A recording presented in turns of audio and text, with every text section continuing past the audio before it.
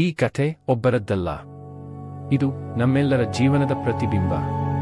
ಪ್ರತಿದಿನ ತಡರಾತ್ರಿ ಜಾಗರಣೆ, ಅನಾರೋಗ್ಯಕರ ಆಹಾರ, ಅತಿಯಾದ ಒತ್ತಡ, ನಾಳೆ ನೋಡೋಣ ಎಂದು ಆರೋಗ್ಯವನ್ನು ಕಡೆಗಣಿಸುತ್ತೇವೆ. ದೇಹ ನಮಗೆ ಸೂಚನೆ ಕೊಡುತ್ತದೆ. ತಲೆನೋವು, ದಣಿವು, ನಿದ್ರೆ ಇಲ್ಲದ ದಿನಗಳು. ಆದರೂ ನಾವು ಗಮನ ಕೊಡಲ್ಲ. ಒಂದು ದಿನ ಆಸ್ಪತ್ರೆಯ ಹಾಸಿಗೆಯ ಮೇಲೆ ಕುಳಿತಾಗ ಅರ್ಥವಾಗುತ್ತದೆ, ಆರೋಗ್ಯವಿಲ್ಲದೆ ಸಂಪತ್ತು, ಯಶಸ್ಸು, ಕನಸುಗಳು ಎಲ್ಲವೂ ಶೂನ್ಯ.